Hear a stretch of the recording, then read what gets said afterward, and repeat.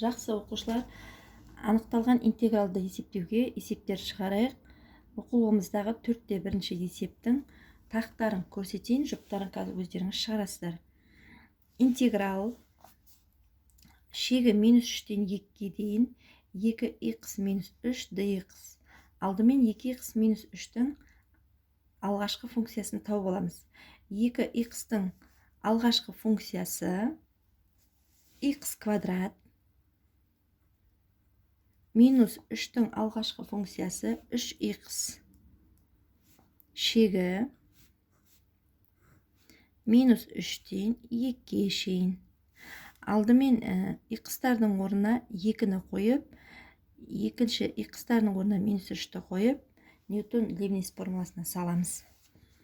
Яғни 2-нің квадраты минус 3 көбейтілген 2 минус екінші жақшамның ішінде минус 3-тің квадраты минус 3 көбейтілген минус 3 тең болады.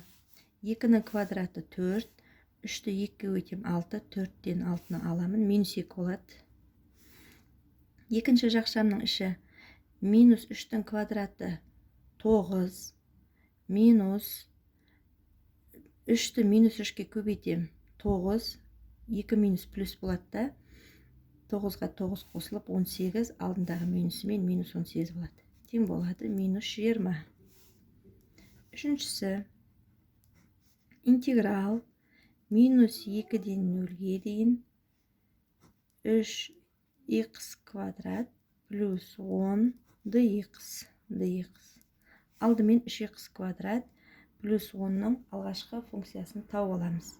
3х квадраттың алғашқы функциясы х куб плюс 10-ның алғашқы функциясы 10х шегі минус 2-ден 0-ге шейін. Тең болады, х-тардың орнына мәндерін қоямыз, яғни бірінші үлкен шегін қоямыз, 0-ді қоямыз.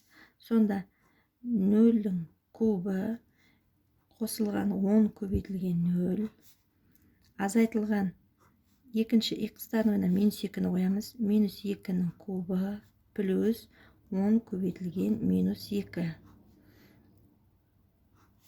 Мына жақшамыз тұтастай 0-ге айналып кетеді. Екінші жақшаны орындаймын, минус 2-нің 3 дәрежесі минус 8, мына минусымды жазып қоямын, минус 8, 10-ды минус 2-ге көбейтем, минус 20, 2 теріс сан қосылады, минус 28 шығады, алдындағы минуспен плюс 28 шығады. Бесінші, интеграл шегі 2-ден 4-ге шейін модуль жақша х минус 3 dx. Енді модульдің ішінен біз білеміз, әр уақытта теріс саннан да оң саннан да оң сан шығатын. Яғни біз осы модуль жақшамызды тауып аламыз. Алдымен х минус 3 оң болған жағдайда, олай болған жағдайда х-ым 3-тен үлкен немесе тең болады. Екінші, теріс болған жағдайдағы 3 минус х болып кетеді, яғни минусын алдына шығарғанда, олай болса х-ым 3-тен кіші болады. Ары қарай шешеміз, енді осы екі мәнді таба отырып шешеміз. Яғни 3 минус х дегеніміз, яғни 3-тен кіші дегеніміз, яғни 2-ден 3-ге дейінгі мәндерді қабылдайды. Ал х минус 3, х-ым 3-тен үлкен немесе тең дегенім 3-тен 4-ге дейінгі мәндерді қабылдайды деген сөз. Сонда интеграл 2-ден 3-ге дейін 3 минус х dx деген интегралды бір шешем, қосылған интеграл 3-тен 4-ге дейін х минус 3 dx деген интегралды екінші шешем. Сонда 3 минус х-ның алғашқы функциясын тауып алайын. 3-тің алғашқы функциясы 3х минус х-тың алғашқы функциясы х квадрат бөлінген 2 шегі 2-ден 3-ге дейін плюс х-тың алғашқы функциясы x квадрат бөлінген 2, 3-тің алғашқы функциясы 3x, шегі 3-тен 4-ке шейін. Енді орындарына мәнін қоямыз. Алдымен 3-ті қойып шығамыз. 3 көбейтілген 3 минус 3-тің квадраты бөлінген 2. Екінші 2-ні қойып шығамыз. Азайтылған болу керек. Арасы 3 көбейтілген 2 минус 2-нің квадраты бөлінген 2. Қойып шықтық. Енді екінші функцияма апарып қоям. Ньютон-Лейбниц формуласына саламын. Қосылған 4-тің квадраты бөлінген 2, азайтылған 3 көбейтілген 4, азайту, екінші 3-ті қоям x-тан орнына, 3-тің квадраты бөлінген 2 минус 3 көбейтілген 3 тең болады. Енді жақшаларды ашамыз орындап. 3-ті 3-ке көбейтем 9 минус 3-тің квадраты 9, 2-ден 9 шығады, минус 3-ті 2-ке көбейтем 6, алдындағы минус 6 болады. 4 болады, 2-нің квадраты, 4-ті 2-ке бөлем 2, минус 2, мына минуспен плюс 2 болады. Плюс 4-тің квадраты 16, 16-ны 2-ке бөлем 8, минус 12 шығады мына жерден, минус мына жерден 3-тің квадраты 9 болады, 2-ден 9 шығады сонда. Мына жерде 3-ті 3-ке көбейтем 9, минус 9 болады. Алдында жақшаның алдындағы минуспен плюс 9 болады. Енді есептейік. Сандарымызды есептеп алайық.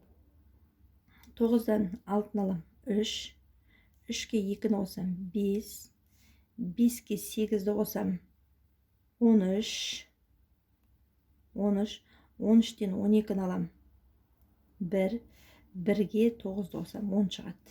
10. Минус 2-ден 9 бен минус 2-ден 9 екеу терістен қосылады.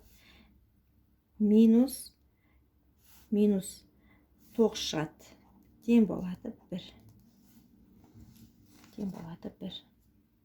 Түсінікті ме? Ары қарай 4-те 2-ні шығарайық. Енді 4-те 2-ші есепті интегралын есептейік. 4-те 2-ші есепті интегралын есептейік. Біріншісі интеграл шегі пи бөлінген 6-дан 5пи бөлінген 6-ға шейін косинус x dx. Алдымен косинус x-тің алғашқы функциясын тауып аламыз. Косинус x-тің алғашқы функциясы синус x. Синус x шегі пи бөлінген 6-дан 5пи бөлінген 6-ға шейін. Енді x-тардың орнына апарып, мен мәндерін қоямын. Сонда бірінші үлкен шегінің мәнін қоямыз. Синус 5пи бөлінген 6 азайтылған синус пи бөлінген 6 тең болады. Енді орнына мәндерін қоямыз. Яғни синус 5пи бөлінген 6-да нешеге тең? Соның мәнін қоямыз. Минус синус пи бөлінген 6-да нешеге тең? Соның мәнін қоямыз. Тең болады. Синус 5пи бөлінген 6 150 градус, яғни 150 градуста 2-ден 1-ге тең. Минус синус пи бөлінген 6 30 градус, яғни синус 30 градуста нешеге тең? 2-ден 1-ге тең, ода тең болады 0 шығады. Үшіншісін шығарайық енді. Интеграл шегі минус 1-ден 1-ге шейін 5x-тің 4 дәрежесі плюс 6x квадрат dx. Енді мен алғашқы функциясын тауып алайын. 5x-тің 4 дәрежесінің алғашқы функциясы x-тің 5 дәрежесі қосылған 6x квадраттың алғашқы функциясы 2x куб болады.